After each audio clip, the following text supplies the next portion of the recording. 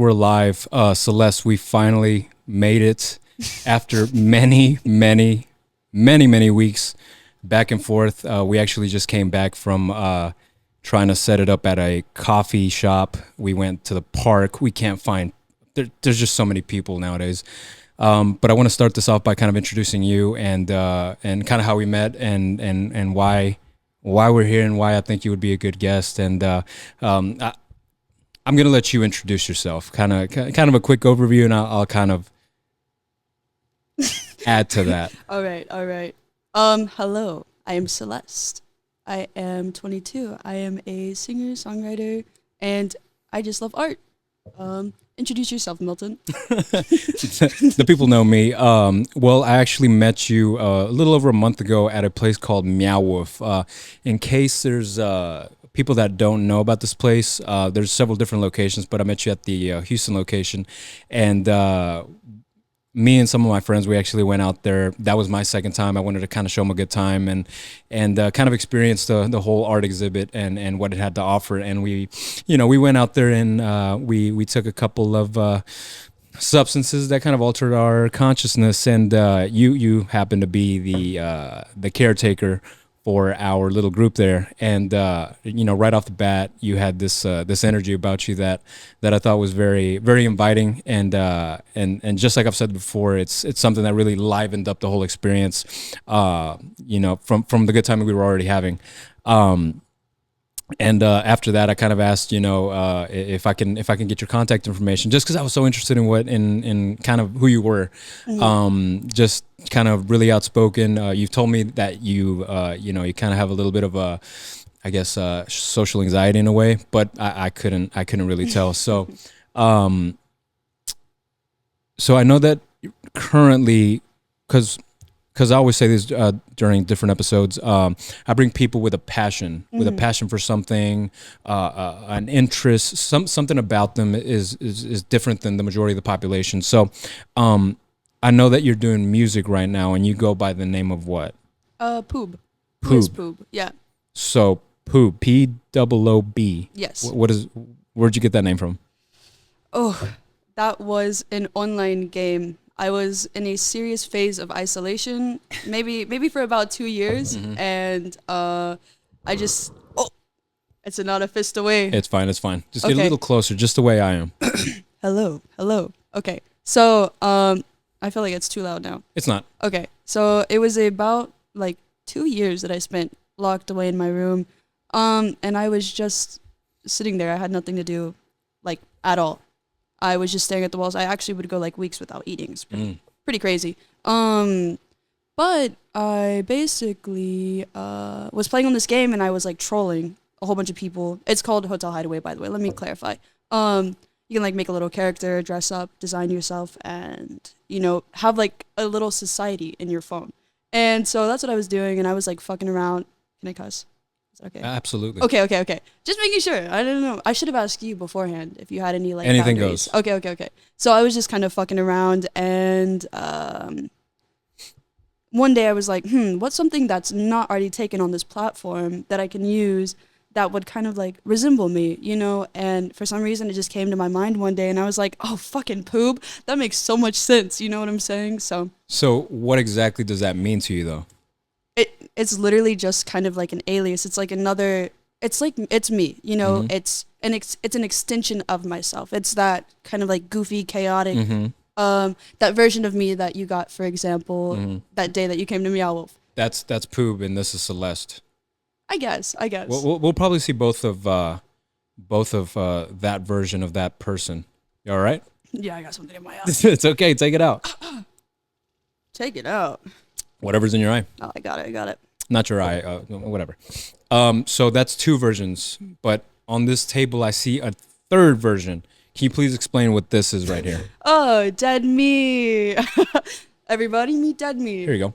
Yes, this is the love of my life, actually. I was given dead me by a guy who was like crushing on me. We had a little fling, a very short-lived fling, but I saw dead me and I was like, I love you so much. So what do you mean Dead Me. That's a version of you that's No, so what does that mean? the artist, her name is Vicky Love Ceramics, I believe. I had the privilege of running into Vicky her. Love Ceramics Yeah. is there a username people can search? Yeah, that's her Instagram. That's her Instagram. Okay. Yeah, I'm pretty sure. But basically, I ran into her at the Macabre Market, I believe, in Houston. Have you ever heard of it? Mm-mm. Oh, okay. What is So it? it's like a little spooky market. You know, you have all these vendors that are like sharing all of these unique things, and And it has to do with the macabre. I don't know. Okay. I've I mean, that's never- the name of the market, no? Yeah, Macabre So Market. that would make sense. Anyways, Dead Me. Back to what I was saying. Mhm. Dead Me. She stood out from all the other works of clay that the lady had, and I looked the statue in its eyes, and I was just like, holy shit, like that's fucking epic. For some reason, I felt very pulled to the art. You know, Mhm. it was very dark, but also there was like a kind of like cute quirk to it, and it felt like really really similar to myself. You know, and I was like, interesting. You know, and the lady, Vicky, she was like, this is actually my favorite piece. I was severely depressed. I believe that's what she said, and she had made this specific clay pot through a really dark time of her life. And it was crazy because she was so happy that I had related to it in the way that I did, and that I was like, oh my gosh, I need it. And so yeah, the guy that I was like kind of talking to at the time, he was like, he got it for me for a Christmas present. You know, I was like, oh my god, like no freaking way. I actually like sobbed happy tears, but I also broke up with him after that. I don't like it when I don't like when people buy me things. It's like, ooh. It happens. It Yeah. happens. Probably the last Oh, time he's gonna give anyone anything. Fun fact though, the flowers in here, he gave me those. So he's still a part of Dead Me. You know, I keep him alive in the essence of. So it's an urn, essentially. Yeah, pretty much. Very nice.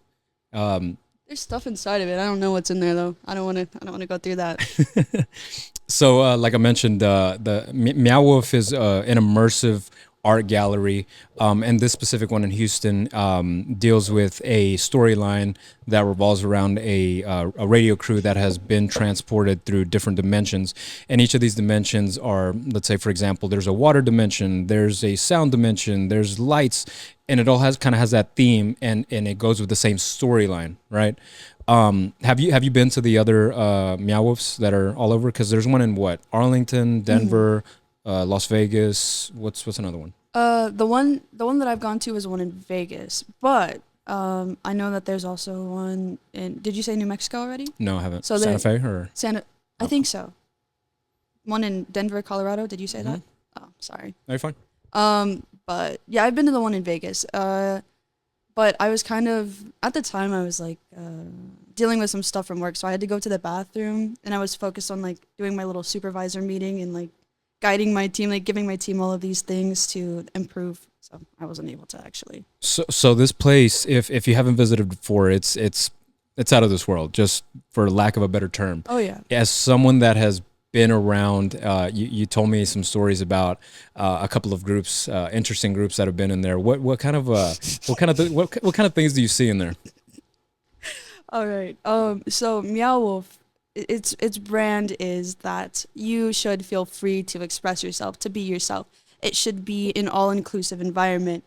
I would say the wackest thing that has happened was the diaper man. Boom, boom, boom. I'm gonna need you to clarify what you mean by diaperman. So, one day, one of my managers was like, "Hey, no, actually, I heard it on the walkie for the first time, and they were like, "Hey, there's like 40 men in diapers that are waiting to enter." And I was like, "What?" Hold on. So are we talking about only a diaper, or a shirt and a diaper and shoes, or paint us a picture here?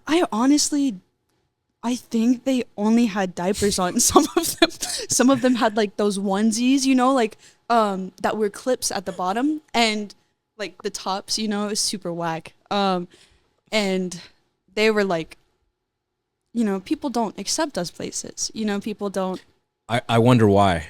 Hey, listen, I tried my best to be as open-minded as possible until they started talking about until they started talking about getting hard-ons and like beating off. Mm. You know, and I was like, okay, this is too much. So walk us through the first interaction you had with one of these. I believe you refer to them as littles. Littles, yes. Littles, diaper men, littles, Yes. adult babies. What kind of an interaction do you get with a particular person like this? So I actually didn't have too horrible of an interaction with the guest sitting at the bar, which is funny. Like you're little, but you're ordering drinks. I'm gonna I'm gonna adjust your mic just a little bit. Okay, to okay. point right to your mouth. Hello. Sorry about that, everybody. Sorry. Just a quick intervention. I'm gonna point that Do you ever right there. cut these, or do you just keep it like This is- straight? it's gonna be like that, unfortunately. Oh, for hell yeah. everybody. That's fine though. That's nice. All Gotta right. keep it as close as you can. Okay. Right there should be. You just fine. want me to be closer? I feel like it's so loud. It's not. It's not? No. Okay, okay. So yeah, the interaction that I had with the little at the bar, it was honestly kind of wholesome. It opened my mind a little bit until I heard about like the nasty, vulgar things that they were doing. So I feel like it's definitely a big like childhood like trauma suppression. You know, like a lot of people go into that because of those issues that they've had in their past, and like not being able to cognitively like develop in the way that people should.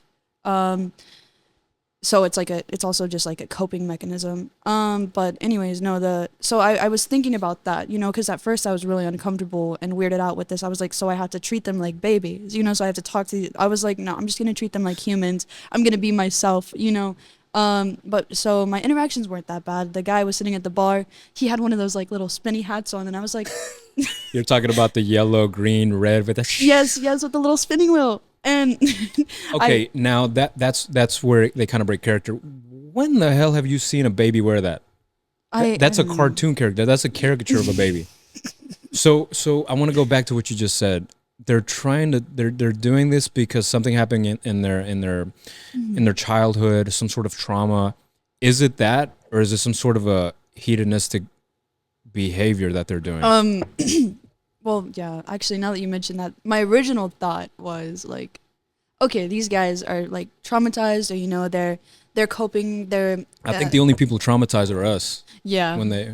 Yeah, that's fair, especially because of like how weird it got pretty quickly. But it was wholesome at first, you know. He was like, yeah, you can spin my hat, feel free. And I was like, okay, and I was like, yay, this is so much fun. You know, I was entertained by it for a moment, for a split So you spin his hat. Yeah. And he says, no, no, okay, all right, okay, no. Okay, that was later. No, so actually, Okay. what had happened? I did not. After that, that was my only interaction. Like I would see them, but I'm like, you know, I don't want to look. I don't want to seem like I'm just sitting there staring. So I let the bartenders deal with them, you know.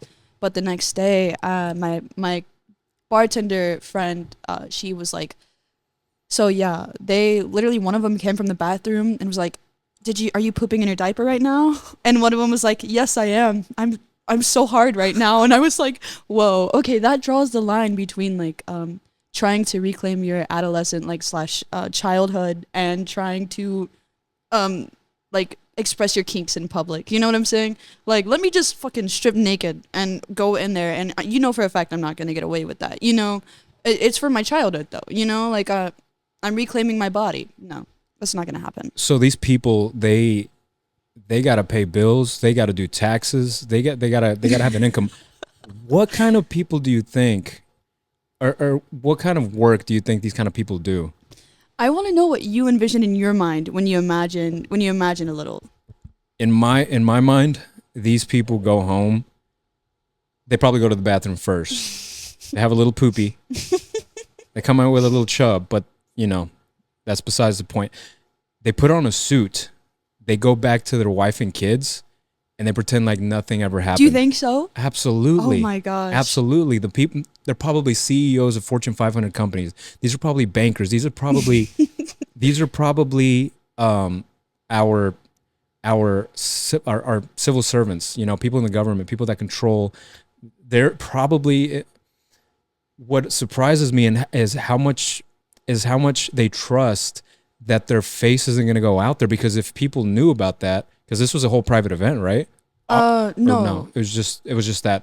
But they came as like a group. They came as a group. There was a lot. What did they? what did they look like? Was there different age groups? No, I would say they What were. was the majority of it? I would say majority of them were over the age of 40. Okay. Um, Men, women, what was the ratio? men, I did not see a single woman. Okay. All right. So this is where this is where the trauma is at the window. This is a man Yeah. thing. This is a man thing. This is a hedonistic act. Oh. They just wanted to be weird. Holy shit. They wanted to be kinky. How often do you think they go to events like that? Is it we think it was a one-time thing? Milton, they literally were like, people laugh at us at other places. You know, we don't feel welcome there. And you know, Meow Wolf and how we are, we're like, it's okay. Come into We're our weird. arms. This place is weird. It just where do you think they tried before that they weren't accepted? I don't know. I have no idea. First thing that pops in your head. Where do you, if you were an adult baby, where would you go? Like Disneyland. I don't know. Maybe Disneyland, but I feel like I don't know. I feel like the characters from Disneyland are taught to like me boop, you know, like robotic as fucking people. What do you mean? What do you mean? The characters? Yeah, like they the have to people put on. They have to put on a face. They have to put on a very similar face that we have to do. Right. But there's other guests there. There's families there. Yeah. There's no way that would happen, Yeah. right? I don't know. We would have to look into that. I doubt it. We would have to look into that. I doubt it. Interesting. That's definitely something to look into for sure. But that's for maybe another podcast. So your music that you had, is there any new things that, because you've told me you've kind of been on and off and things like that, and that happens to everybody. That's happened to this podcast. Again, apologies. It's been maybe like a month since my last episode, but it happens to everybody. It's a human characteristic. It's the majority of us. We try things, we quit, but it's just about trying and trying again, right? And I know right now you're in the trying part right now. Do you have music out right now that? Yeah, I actually just released my first album of the year. Album? How many songs? Oh wait, first song of the year. I got what is it? A single? Yes. Is it on YouTube? It's on everything right now. Yeah. Okay, what's it called on YouTube? I'm gonna listen a little bit. What do I do? What do I do? I can't even remember the name of my own songs. It's new. What do I do? I actually just decided on the name 2 days ago when I published it. Okay. So. Let's see if I can find it quickly. Is it do you have it? Do you have a channel, a specific? Yeah, it's Who is Poob? Who is Poob? Who is Poob? You're too far from the mic.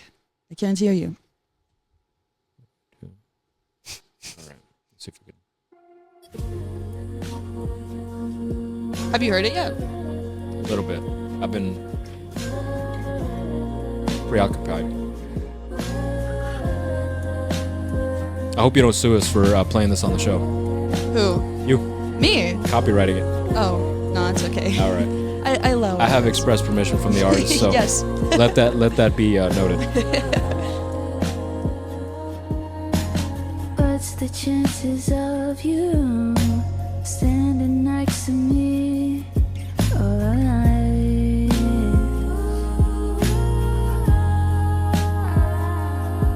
You know you can't buy love. So we're just gonna play a short clip. Anyone who's interested in listening to the rest of that song, go to YouTube or any other platform. I'm on YouTube. The channel is Who is P-O-O-B, Poob. And the title is What Do I Do? That was posted just yesterday, maybe today. I'm not sure how they classify that. Where'd you draw your inspiration from this song? It's, to me, when I hear it, it's very ethereal, very, very the way a good dream would sound. If a dream had a soundtrack, they'd probably play something like that. Is that kind of your state of mind when you make a song like that? No. So what I drew from with that song was actually, like, at the end of the song I say, what do I do when there's nothing left? And I was talking about this hole in my chest, right? And that hole has been like a heavy theme because it felt empty while also being like insanely full. Like I felt insanely full while also feeling very, very hollow and very, I I don't know what the specific word is. So but the It's a little, inspiration. it's a little counterintuitive what you're saying, yes, right? yes. Can you kind of try to kind of break that apart a little bit Yeah, on why do you feel full first? there's like a sense of happiness, right? But then there's a sense of dread simultaneously with that happiness because it's not necessarily, it's kind of like a fleeting thing, and you also realize in that moment like how lonely you are. Whenever you feel that burning hole inside of you. I don't know if you experience it, but Absolutely. I mean, we're all human. We're all gonna yeah. experience that.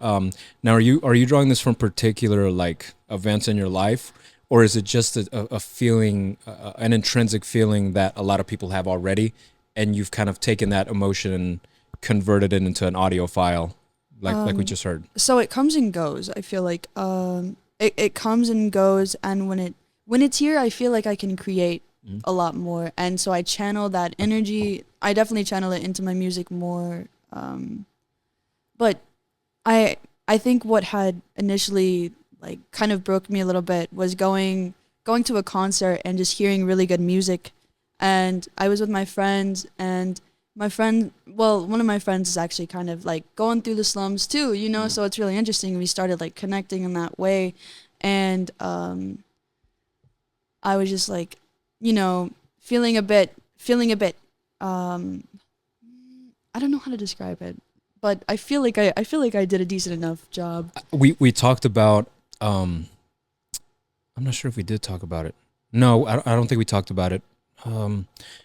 But it's worth bringing up that words, the way that we communicate between people, is a very rudimentary way to communicate what shouldn't be verbal. And what I mean by that is when you think of something, everything that you were just telling me, you have to quickly gather all the words that you know, Yeah. put them in a particular sequence, send it over to my head. I have to interpret that, right?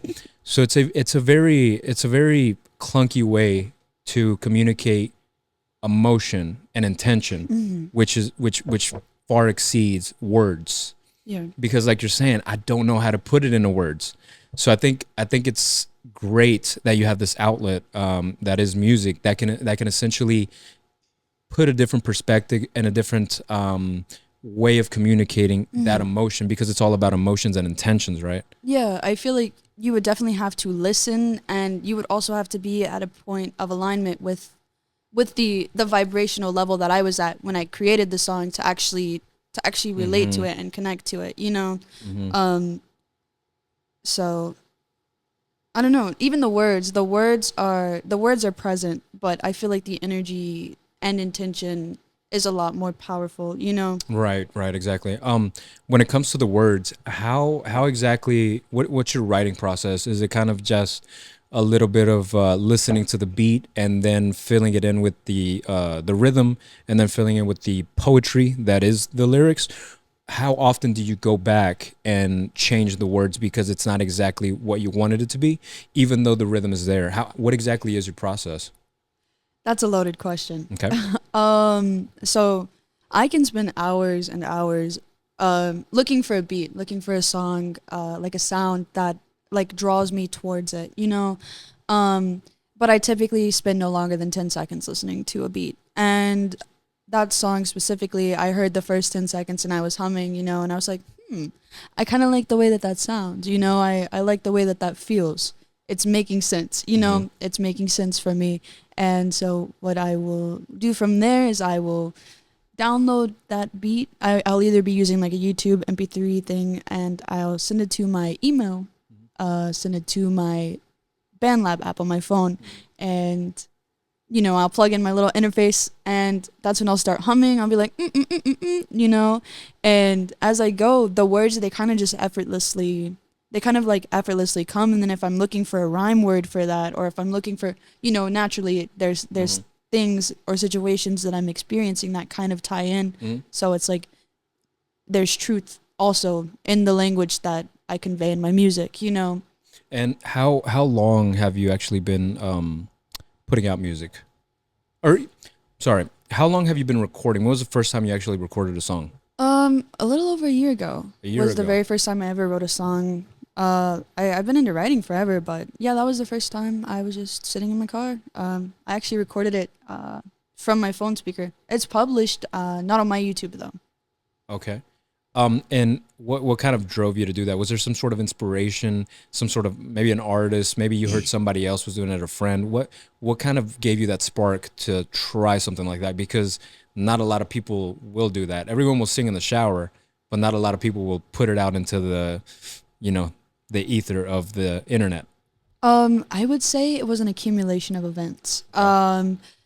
Originally, I had ran into this beautiful man. I have no idea how old he is. His name is Iris Doe. I was working at my juice and smoothie place at the time, and he was like one of those nomadic. He was on tour, and he goes inside my work, and he looked majestic. I was like, whoa, something about him was drawing me towards him. I was like, who are you?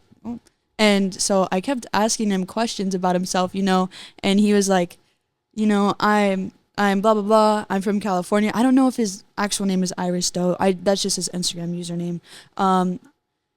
That's kind of what I associate him to now. But anyways, he was so captivating, and to figure out that he had a show going on right down the street from my job, he said, "Do you want tickets?" I was like, "Hell yeah. Like, give me some fucking tickets." I thought I was going to have to go in and pay. Like, I was expecting that full, like, 110% he gave me, but he actually ended up giving me, like, 2 VIP, RSVP, tickets. I didn't show up to the after show because I was, like, too fucked up. But it was really cool because what happened? I lost my train of thought. You were getting the tickets, you didn't go to the after party, and kind of the inspiration that you drew from that particular. Yes. So it was really interesting. Like, I had learned that the more that I post, because I used to use my Instagram as an outlet, right? I used to post a lot of things like, oh, wow, I love old cars. Wow, I love these things. I said in one post, I captioned it, I want a love inspired by the most fervent, I think it's fervent, the word, Ferve, fervent 80s song, a love inspired from the most fervent 80s song. Is it fervent? Fervent. Fervent. Fervent means very hot or exhibiting great intensity of feeling. Yes. Like feverish. Yes. And so as I was there, in that moment, I was in the moment, I was present, and I wasn't thinking about anything else except for that specific moment and, like, dancing. But I had, like, in a way, I had called that to me. I had called that energy to me by putting that out on my platform, by taking that energy from inside and moving it outwards. So that's kind of what essentially inspired me to start making music. I was like, dude, this shit is powerful. Like, energy is so fucking powerful. Intention is powerful. You can think, like, if you can think something, it can be a possibility, and that's a great, like, it's a fun thing to mess around with, Mm-hmm. I think it's also worth mentioning, not only the process that you go through when it comes to picking the beat, which is just a second nature to you when you know which beat you're gonna do, which is the 10-second rule that you kind of have. The way that you do your lyrics, your melody, it's all kind of just a part of you, right? It's second nature. I think it's worth noting the equipment that you just mentioned you use. So how exactly do you go about recording your own music? So I have an iRig interface, and I plug in my I have, like, a little studio mic, and I have a studio headphones, and I actually started writing my songs in my car. That is where it all started, and so my car is, like, my go-to studio. I originally started recording music from the speaker of my phone, and then Apple earbuds, and then that interface that I had gotten, because I was like, dude, I need to upgrade my sound. And it's really interesting because the song that that you just heard, excuse me, so that song was the very first song that I published with my new interface, actually. So the clarity, like, you can just hear my voice a lot better with the quality of the mic and the interface. The reason I bring that up is because I think a lot of people don't start something because they don't think it's ready, Hmm. or they don't think they're ready, and they don't have the material needed to even Hmm. get started. And what you said is you use your phone. Every single person in Texas where we are now has a Hmm. phone in their pocket. Kids have phones. Little babies have tablets. This is something that everyone has in in within reach. And there's also a lot of people nowadays. It kind of seems like everyone is expressing themselves through music. Everyone's a singer, everyone's a rapper, everyone's a performing, which is great. That's a good sign of a prospering society when you have enough time to express your emotions through music, which is part of thousands and thousands of years of human culture. So I think it's important to hear from someone like yourself that has only been doing it for a year, and within that year or a little over a year, whatever it may be, you started from your phone. Most people would be like, "That's not good enough. I need to get in a recording studio. I need to have this fancy this, the fancy Hmm. that. I have to have the look. I have to have the pictures." You you pretty much focused on what needs to be focused on, which is Hmm. the material itself. So I think that's why I'm bringing it up. If anyone is trying to do anything anywhere, Hmm. especially here in Texas, let's just say, there's a lot of opportunity for a lot of growth because of how available everything is to you. The only thing you have to do is just do it. I would say excuses are like excuses blah, blah. Excuses are like a burden of passion, I feel like. Mm. Because you can say that you can't do something as many times as you want. It doesn't change the fact that you were fully capable the entire time. With any of the resources that you have, you can do a lot of stuff. Um you can make a movie from your fucking iPhone if you wanted to. You know what I'm saying? Like you can make a full fucking movie with your iPhone. It's just a matter of not making those excuses.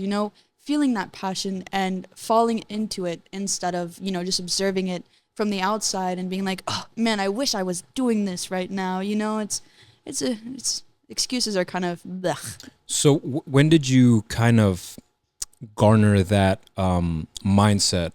Because we're born with a lot of doubt. Yeah. That's a part of human nature. When did you kind of feel that shift in, like, I don't care if it sounds like shit. I'm gonna fucking make it no matter what Yeah. because I love music. Everyone loves music. Others have the ability to express it with their voice, with instruments, and so on and so forth. But when was that shift? Do you remember when that shift Oh yeah. happened mentally? What? So I won't even lie to you. I've been inconsistent with uploading my music, but I don't think I have gone over 7 days without dedicating at least like 3 to 4 hours to writing music. Like ever since I started. Even when I was going through a very quiet phase, I was like, "Ugh, nothing I'm making is sounding fucking good." But here I am sitting here like still writing, and it's funny that you mentioned that because I feel like it's kind of bringing back like a thought that I had. I thought I saw it in a video somewhere, but it was a guy basically explaining like real what was it? I can't remember. Have you seen it? There was a video of a guy, and the guy was explaining. I need a little bit more. I'm trying. I'm trying. Basically, he was explaining that if you're making art, even though you hate the product, or if you're I know still what you're saying. you're still Okay. going through it, then you're it's something. He said something, and it stuck with me like really heavy. I was like, you know what? I don't like any of the shit that I fucking make. I don't, but I still do it. I still sit here. It's like almost like a beautiful tragedy. I feel in a sense. I think I know what you're talking about. I'm gonna do a quick search and see if I can pull that up really quick. You like my elevator music? I don't think that's elevator. Isn't that like Oh. Jeopardy. Jeopardy? Yeah. Oh, that's even better. Hold on. What happens if I just scream bloody murder in the mic? You can do it. I had to let out my inner demons. you know, I tell people when I fart or burp that, you know, like I'm just letting out my inner demons, man. That's the only excuse I can make. I'm not saying excuse me because no excuse me because I had to fart or I had to burp. I'm letting that shit out.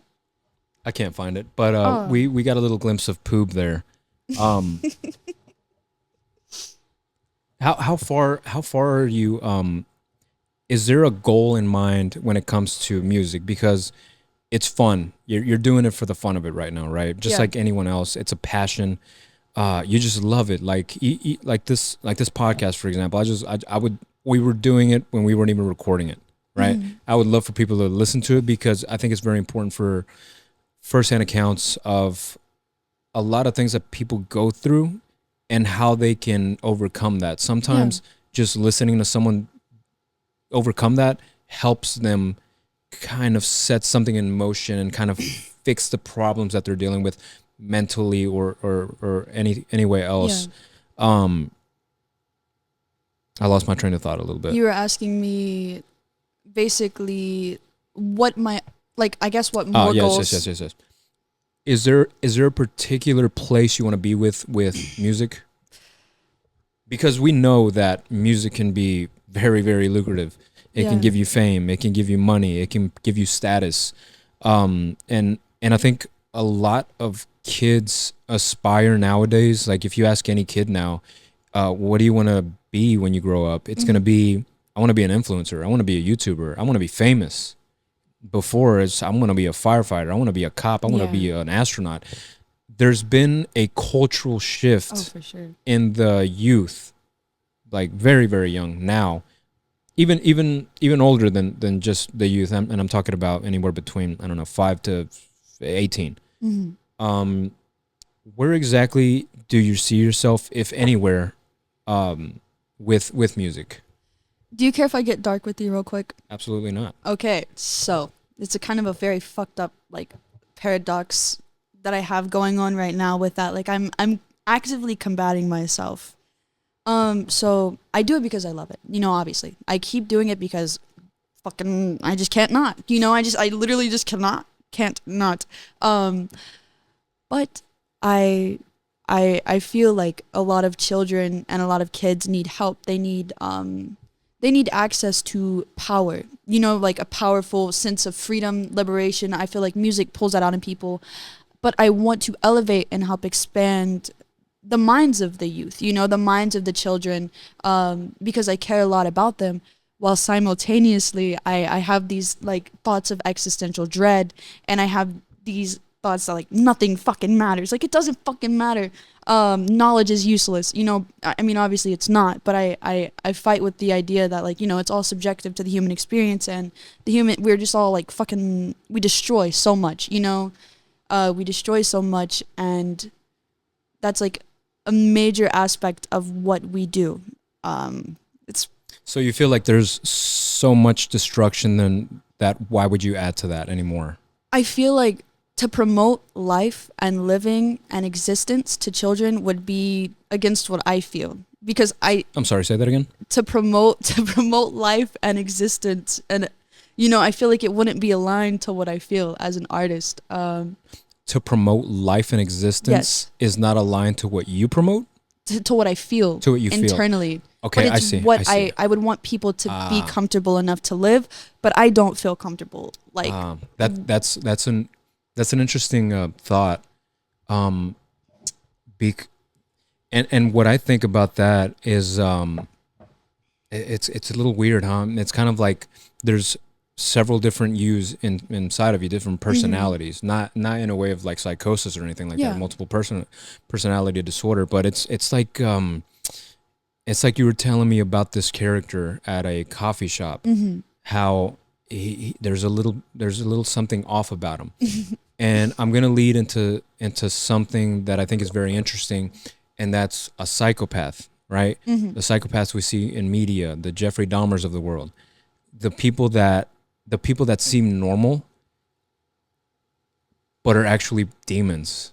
They're demons walking among us, but they're disguised so well, both in their image and in their character, that it's impossible to separate the two when you thought they were legitimate in the way that they looked and the way that they acted. So it's interesting you bring that up, that you don't feel this way, but you think you should feel that way. Yeah. You should feel that way, right? You're kind of almost trying to convince yourself to feel that way. Well, and how do you think that comes about? Like, how does it manifest itself? How does it in my work? manifest exactly? Okay, that's where I have that duality in my music. You know, like I'll be singing in like a really cute voice, but I'll be singing a very dark, like with a very dark theme. Mm-hmm. That is an essential, like, part of who I am. That is me combating myself. Mm-hmm. That is literally like a song is me going through war. You know what I'm saying? Which is interesting. I'm just not reflecting on that, thinking about it. I'm like, that is like something that happens. So do you feel like you use music as therapy, as your own therapy? Yeah, You're sure. giving yourself therapy. And what I mean by that is I'm bringing back the whole multiple personalities, Mm-hmm. and not in a way of psychosis.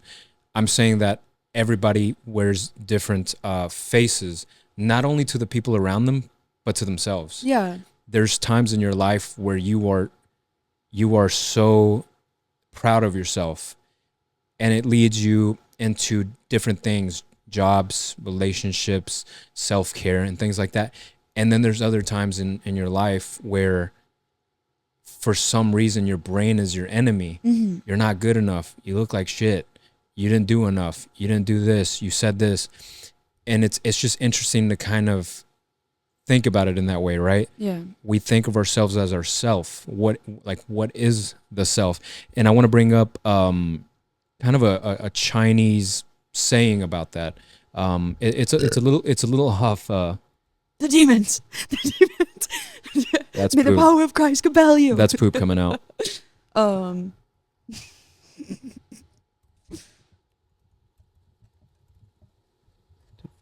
So I'm typing in. I'm not sure how to ask this, but Chinese proverbs about different masks we wear. Japanese. I'm sorry. Mhm.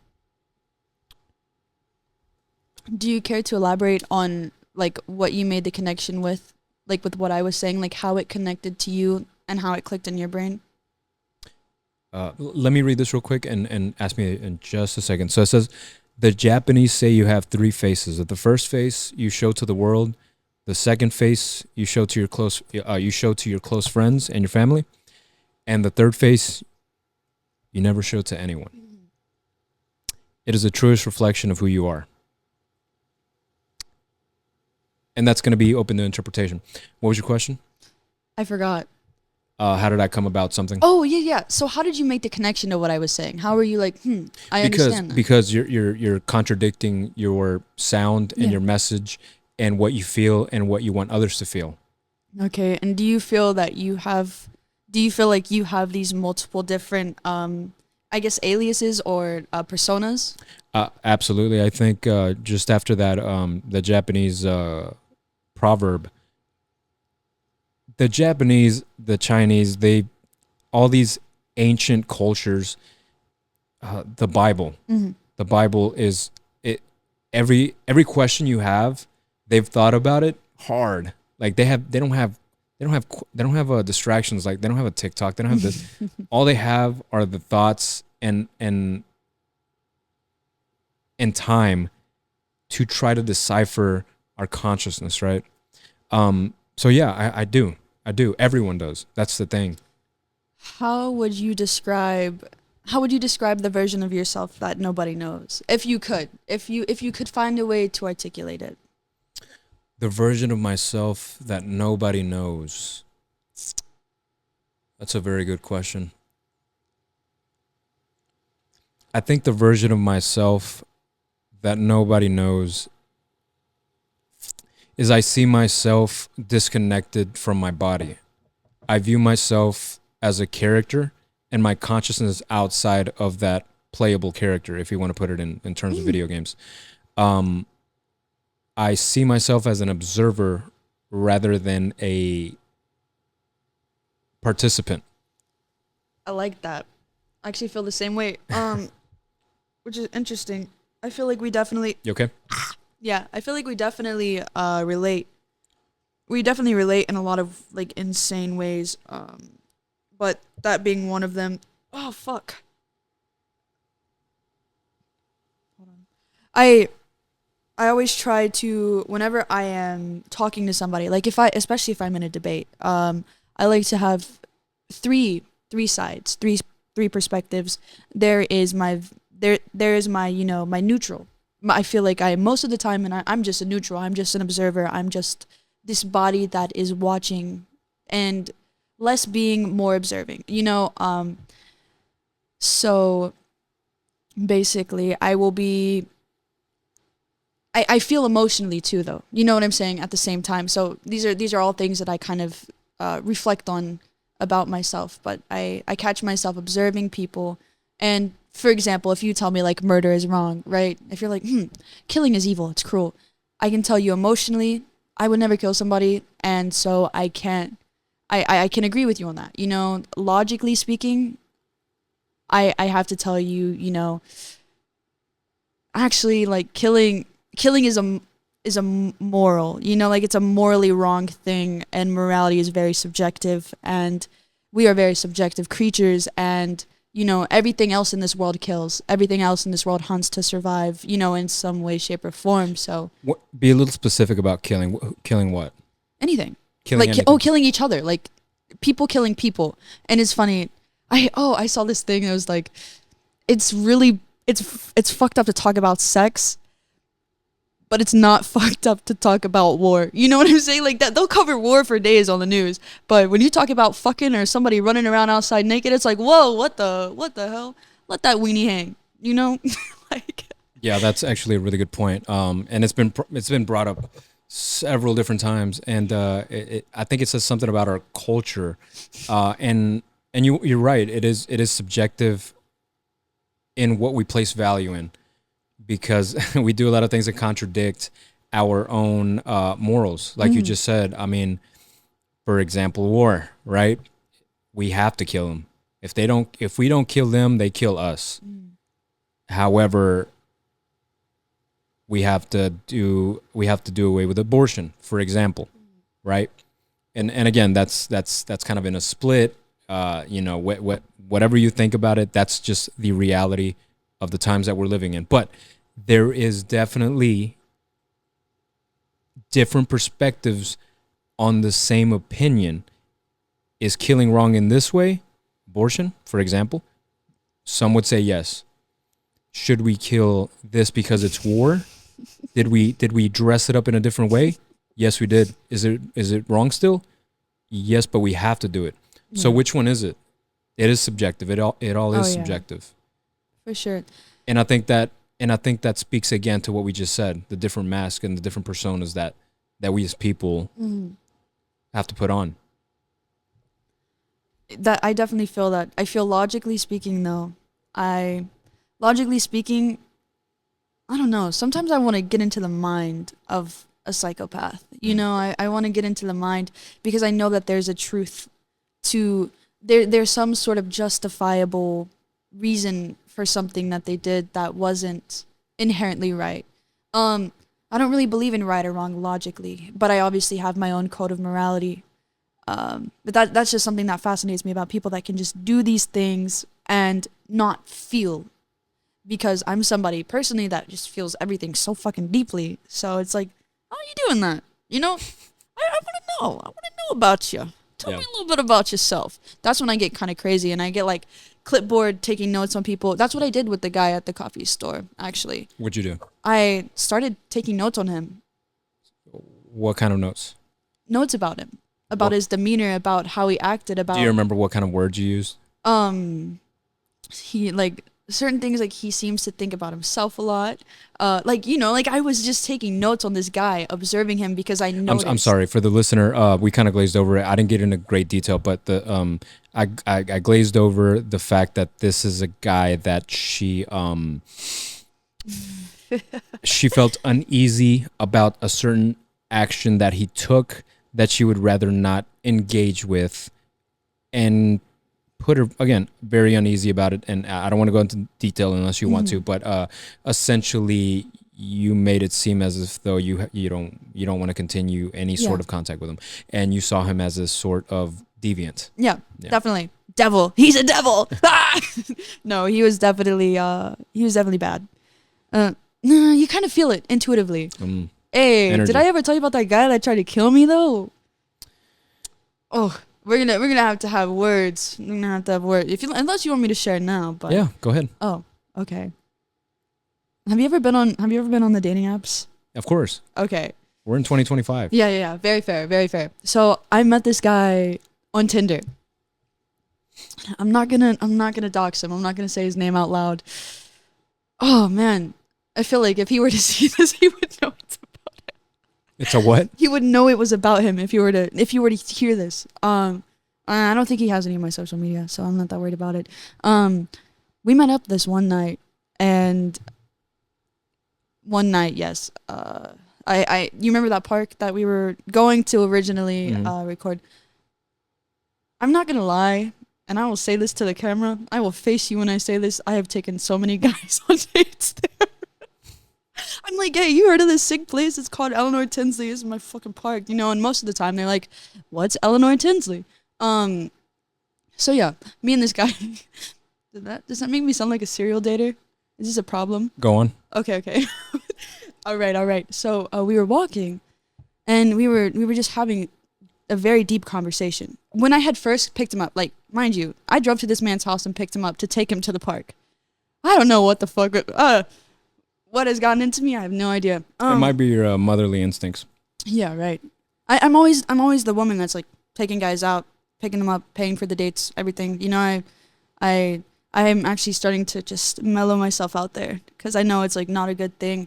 I'm gonna let a guy pay for me next time. Anyways, back onto what I was saying. Wait a minute, you didn't pay for my tea. Yeah. You I said didn't. separate accounts. Whatever. Yes, exactly. That took a lot of willpower. That Yeah, took a lot of strength. That hurt. I'm glad. Anyways. I'm glad it hurt you. So you took him to the No, park. just kidding. So you took him to the park. Yes. When he first got in my car, I smelled something. Like, I smelled something weird.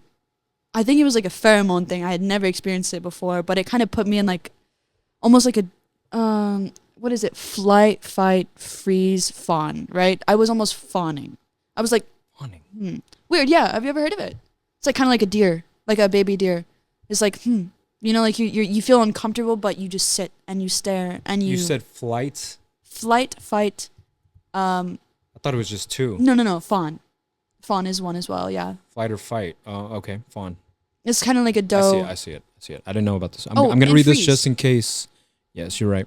So it says fight, flight, freeze, and fawn are four natural stress responses that occur when a person perceives a threat. Fight involves confronting the danger. Flight means escaping from it. Freeze is a state of inaction, and fawn refers to trying to please or appease the threat to avoid conflict. Mm-hmm. Okay, continue. All right. So I was naturally in this state of mind, and I was like, all right, here, you got the music, you know, like, go ahead. And I had already, whenever I put myself in a situation, I'm like, gotta see this through. You know, I am not one to half-ass anything in life, all right? I am a perfectionist. But, so yeah, we got in the car, he was playing his music, and I was like, oh, I love this song. Do I fucking listen to these artists? Fuck no, I don't. But I was vibing, you know? We get to the park, we start walking, and he was like, yeah, you gotta know something, like, you're a kid, you know, you can't be out here meeting up with strangers off the internet, it's not safe. And I was like, he was like, you better be happy I'm a good guy, because I was like, you know, I was like, what the fuck? And we continued walking, and as we were walking, I was just like asking him questions. I was trying to be introspective. I was trying to get into his head so that he didn't try to fucking kill me, because I had this feeling in my gut, and like I was like, this guy is gonna kill me. Like, I don't know why. For some reason, I was also like, I had taken shrooms, like had a really fucking crazy dosage. I'd say like a month or two before I actually met this guy. So maybe that had something to do with it. I don't know. I was maybe on like some sort of weird spiritual fucking. No, that dude would have still fucking killed me. Okay, I will still say that to this day. Because he'd said it. He was like, dude, if I wasn't a fucking good guy, like blah blah blah, like you were thinking that shit. We continued walking, you know, and eventually he was like, I was asking him like, oh, he says you don't want to know what goes on inside of my mind, right? I was like, what goes on inside of your mind? because he made it seem like it was like fucking horrible, right? Like the worst in the world just goes on in there. And he said that he wasn't real, you know? He said that he wasn't real and that he was just here as like an experience, you know? I was like, what the fuck is up with this guy? Like, what the fuck? And then, anyways, so I asked him, how comfortable are you with your own sense of self? How comfortable are you with your own identity? You know, he was like, we went on for a little longer after that, and then I was like, so, what goes on inside of your mind? Like, how do you feel? Are you okay? You know, he looks at me like this. Let me show you. I'm gonna react it. Happy. I was like, fuck you, dude. No, fuck you. Whenever I dropped him off at home, I did not talk to him ever again, and unmatched with him on everything. And after that, like, he kept trying to match with me on he's still to this day, like, I don't know how he keeps finding me, but he's finding me and he's like liking my shit. I'm like, no, dude, like, mm-mm.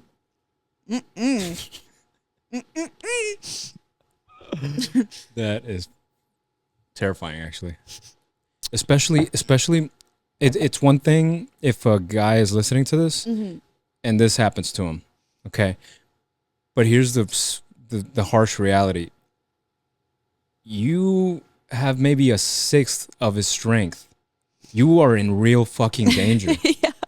Oh my gosh. The funniest thing is on the way home, this was like in my like reckless driving car girl era, and I was like flooring it like 120. I was like, look at me go, I'm a great driver, you know. I hope that he had enough fear instilled in him as he instilled in me. But I've never been around somebody that just had a weird scent to them, a weird aroma. Have you ever felt that? Like, have you ever? That's actually funny you bring up, because there's been studies, or at least theories, that that because at the end of the day, women are the deciders of their partner. Men are not. A woman could get a man like this, and a man, it takes a while. Okay, so what I'm trying to say is it's real. It's the reality. But what they're saying is, with the widespread use of what am I trying to say? Not have babies. Pill. Pill? The pill to not have babies. Oh, birth control. Sorry, Yeah. I No, blanked you're for a second. Birth control, obviously, we know is not a natural state to be in. It puts you in a state of that I'm already pregnant. I can't get pregnant again. Yeah. But all these pharmaceuticals come with their side effects. What they're saying is that the birth control is limiting your sixth sense of detecting pheromones in your partner. Okay, I'm just putting it as a rudimentary thing, right? It's just male and female thing, right? So there's an intrinsic value that women actually have that they don't quite know. We'll call it women's intuition, but they know, and it is a scent, it is a pheromone. So it's funny you say that, because that's actually something that is messing up a lot of women when it comes to choosing the wrong partner, because they're supposed to already know that. They can feel it. They can smell the pheromones, whether they know it or not, and they have that women's intuition. So it's funny that you mentioned that, because that's exactly the theory behind birth control. I use my sense of smell as like a leading factor. That is my very first thing. In attraction to somebody, your sense of smell. I have a very sensitive smell. There's a thing. It's like a fear of horrible smells. That's because my ex-husband was just horribly fucking smelly,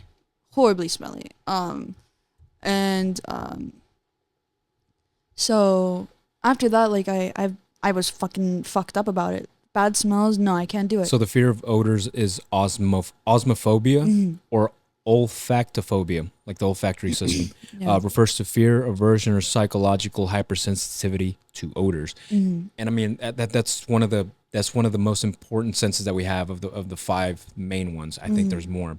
We can talk about that later. But I think like you said, it has to deal with your health.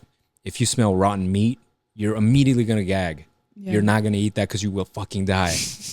If you smell something wrong about a guy, he's probably gonna fucking kill you sooner Yeah, or later. he's gonna kill me and drop my body in the fucking forest, right? More than likely. Yeah, I agree. So I think that having that a strong sense of smell that you just mentioned is something that is gonna keep you around for a lot longer. yeah, I definitely felt like he was a killer. All right.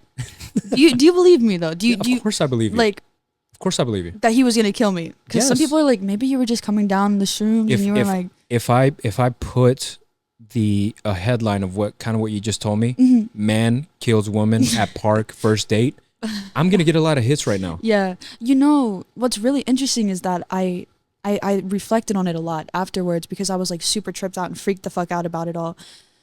Like I reflected a lot and I was like, I feel like by me being very deep and very like picky, like picking on into him, I feel like it saved my life. Like talking to him from like an equal level, you know, open-minded, accepting, you know, listening.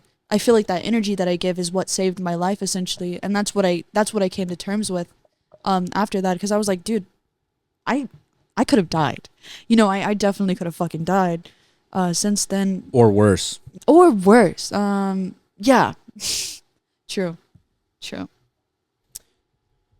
Celeste, we got to wrap this up. Unfortunately, I think we were just heating up, but we did do this on short notice, and we our schedules are a little messed up right now. But I think we could run this back on another episode. I want to give you the opportunity to kind of shout out your any handles you would like to give out when it comes to people searching your music, searching your content, whatever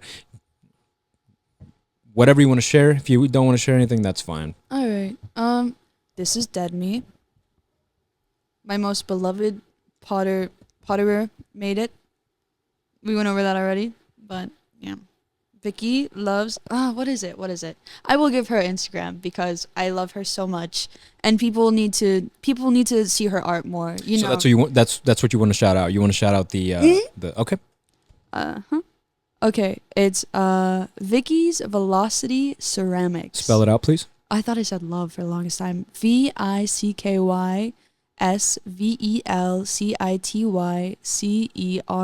VICKYSVELCITYCERAMICS. All right, we did it. Yeah. Bye, everybody. Goodbye. Dun, dun, dun.